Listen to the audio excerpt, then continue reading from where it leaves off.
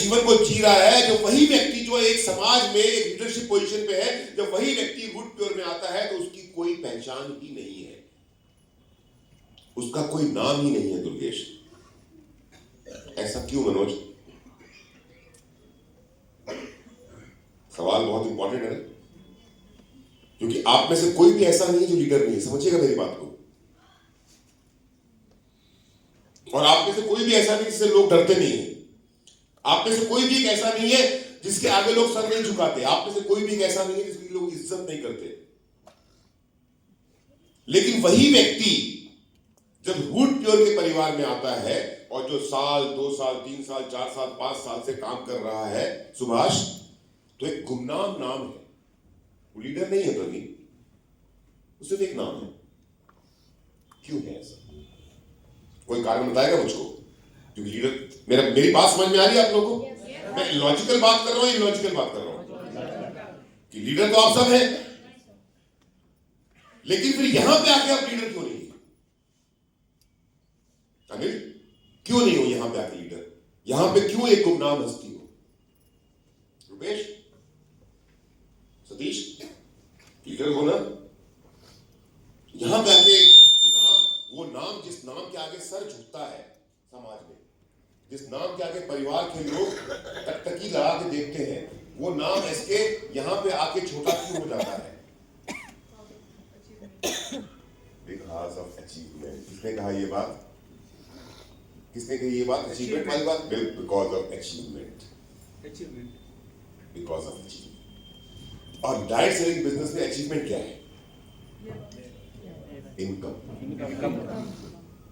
आपका लेवल कुछ भी हो, लेकिन अगर इनकम नहीं है तो लेवल कुछ दिन तक टिकता है। आज श्यामधर मौर्य जी डायमंड है, आज गहलोत साहब प्लैटिनम है, लेकिन प्लैटिनम लेवल पे आकर के अगर गहलोत साहब का इनकम नहीं लगातार बनेगा तो 2-4 दिन तक प्लैटिनम की मूंछों पे ताव जाएगा, है ना? लेकिन फिर एक समय के बाद क्या आएगा कि जब जेब खाली होनी शुरू हो जाएगी तो मूंछों पे ताव जाना बंद होकर के गहलोत साहब के चेहरे पे गुस्सा आना शुरू हो जाएगा और फिर फ्रस्ट्रेशन आएगा। इसके बारे में तो संजय से डिटेल में बात करेंगे। एक्चुअली सर मेरा पार्ट ना कल भी पहले होना चाहिए था, आपका बाद में होना चाहिए था लोगों को, क्योंकि मिलता जुलता है हम लोगों का। और अच्छा हो गया, आज कॉम्बिनेशन सही हो गया। इनकम, अभी इनकम क्यों नहीं है? नहीं, मैं बताता हूं, आगे बढ़ाइए। ट्राइडेंट समझते क्या होता है? त्रिशूल, त्रिशूल।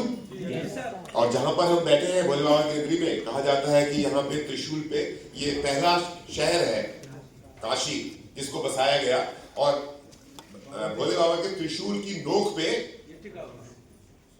धरती है और वहां पे बिल्कुल बीच में बनारस है। तो त्रिशूल, त्रिशूल ये ट्रेनिंग यहाँ पे शायद जीत वर्मा की टीम के साथ मैंने वर्कशॉप लिया हुआ था, यहाँ पे कोई भी ऐसा नहीं से ट्रेनिंग ली हुई है। गुड। क्योंकि कल मैं जब वहां पे ट्रेनिंग ले रहा था, वहां पे जीत की टीम बैठी हुई थी, वहां पे ट्रेनिंग रिपीट हो रही थी। आपके लिए नहीं ट्रेनिंग, सबके लिए। तो त्रिशूल जैसे है, त्रिशूल पे दुनिया टिकी हुई है, वैसे ही डायरेक्ट सेलिंग इंडस्ट्री 3 त्रिशूलों पे टिकी हुई है। वो 3 त्रिशूल क्या है? हार्ड वर्किंग, 3 प्रकार के डायरेक्ट सेलर है। एसके धीरे, हार्ड वर्किंग, वर्किंग हार्डली और हार्डली वर्किंग।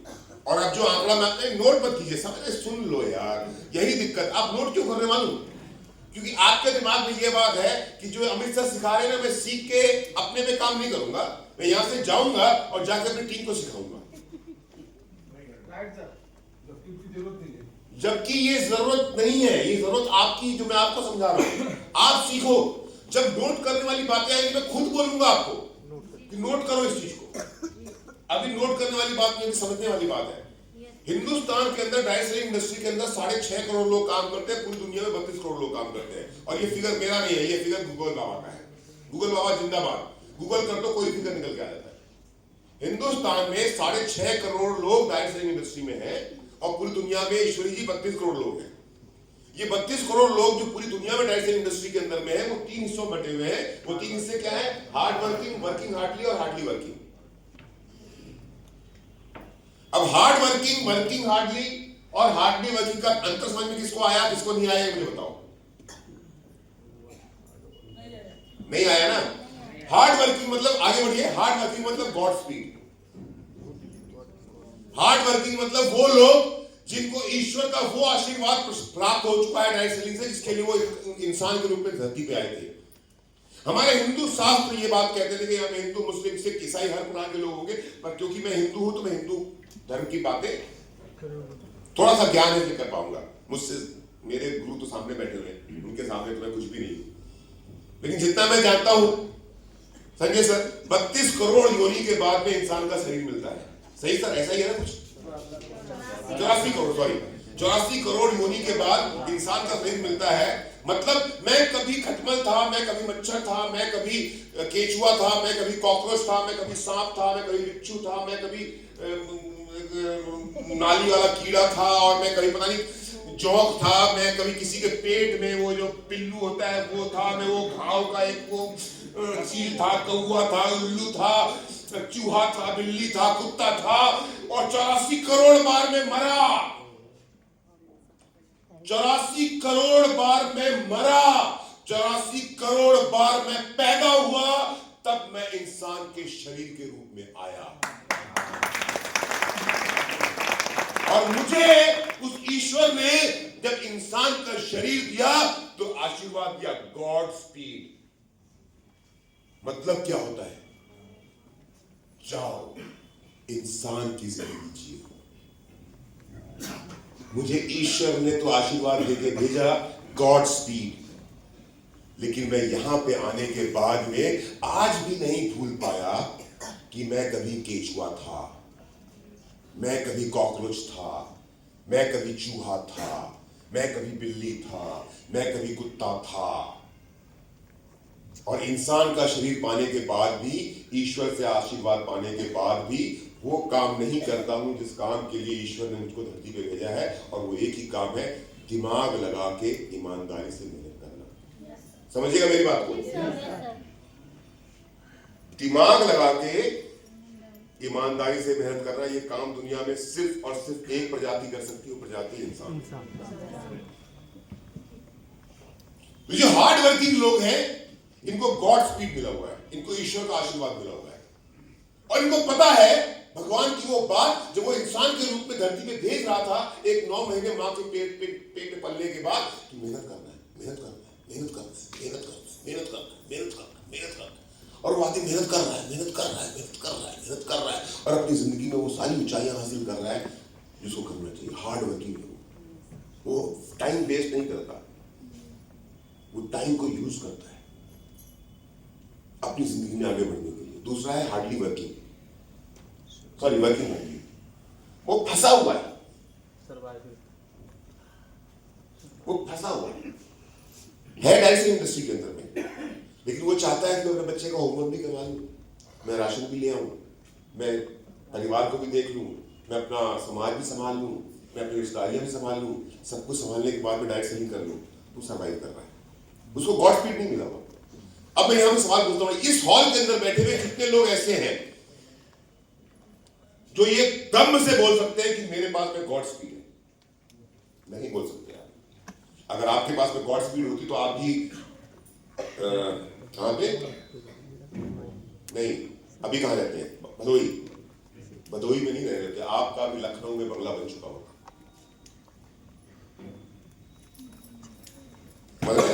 आपको इसलिए नहीं भेजा गया कि आप दिल्ली में 3 बेडरूम के फ्लैट में, डायरेक्ट इंडस्ट्री के अंदर में आपको भगवान इसलिए नहीं भेजा गया साहब कि 3 बेडरूम के फ्लैट में दिल्ली में आप जहां पे रह रहे हो उसी में जिंदगी काट दो। आपको इसलिए भेजा गया कि आपका एक बंगला शिमला में हो, एक बंगला कुल्लू में हो, एक बंगला मनाली में हो, एक बंगला गैंगटॉक में हो, क्योंकि समुद्र किनारे में बनाऊंगा तो पहाड़ों में आप बनाओगे। जिस भाई को जहां रहने का मन करेगा वहां जाके रहेगा, भाई भाई का घर एक होता है। हाँ, समझ रहे हो? इसको बोलते हैं गॉड स्पीड। ईश्वर ने जिस काम के लिए आपको धरती पे भेजा है, वो उस जिस घर में आप रह रहे हो उस घर के अंदर में अपने आप को उस घर का मालिक समझ करके आप बैठे हुए हो, उसके लिए आप उस धरती में नहीं आए हो, उसके लिए आपको बहुत कड़ी मेहनत करनी पड़ेगी। तो आप में से कोई भी ऐसा नहीं जो हार्ड वर्किंग है, आप है वर्किंग हार्डली, सर्वाइव कर रहे हैं। और आप में से कुछ लोग ऐसे बैठे हुए हैं जो अपने आप को नेता तो बोलते हैं, लीडर तो बोलते हैं, गोल्ड बोलते हैं, रॉयल गोल्ड बोलते हैं, पर्ल बोलते हैं, टोपैज बोलते हैं, एमरल्ड बोलते हैं, लेकिन वो हार्डली वर्किंग कर रहे हैं। जब मर्जी होती है काम करते हैं, जब मर्जी होती है काम नहीं करते। और उसका नतीजा ये है कि उनके पास कोई टीम ही नहीं है। रोज कुआं खोद रहे हैं, रोज पानी पी रहे हैं, रोज कुआं खोद रहे हैं, रोज पानी पी रहे हैं इसके तिवारी, और बोलते हैं उसके बाद कि हमको भी बंगला चाहिए दिल गोवा में। तो अगर रोज कुआं खोदोगे और रोज पानी पियोगे राकेश, तो गोवा में बंगला कैसे बनेगा, फार्म हाउस कैसे बनेगा चार? तो अब ये 3 कैटेगरी में से आप अपने आप को किस कैटेगरी में देखते हैं ये बताइए। कितने लोग ईमानदारी से बोलेंगे कि मैं हार्डली वर्क कर रहा हूं, जो मुझको रूट पे में करना चाहिए वो मैं नहीं कर रहा हूं। 1 2 3 4 5, अरे सबकी तीसरी आंख खुल गई। कितने लोग ऐसे हैं जो बोलेंगे कि मैं सरवाइव कर रहा हूं। और आप सबको कहां पे आना है? गॉड स्पीड, ईश्वर का आशीर्वाद लेना है आपको। ना तो मेरा आशीर्वाद चाहिए, ना आपको संजय सर का आशीर्वाद चाहिए, आपको सिर्फ ईश्वर का आशीर्वाद चाहिए। और ईश्वर का आशीर्वाद आपको तभी मिलेगा जब आप वो जिंदगी जिएंगे जिस जिंदगी के लिए ईश्वर ने आपको इस धरती पे भेजा है। और ईश्वर ने आपको इस धरती पे इसलिए नहीं भेजा है कि आप अमित सर को सर बोले, संजय सर को सर बोले, दिल से बोले मंजूर, मजबूरी में जो बोलते हैं वो गलत। आपको ईश्वर ने इस धरती पे इसलिए भेजा है कि आप वो जिंदगी जिए कि जब आप मेरी तरह संजय सर को सर बोले ना, तो उस सर में संजय सर को वो आवाज, वो वजन सुनाई दे कि हाँ ये व्यक्ति दिल से मेरे को सर बोल रहा है। क्या हो गया? All okay? अच्छा ओके, चलिए आगे बढ़ते हैं। रिमोट है क्या? रिमोट नहीं है।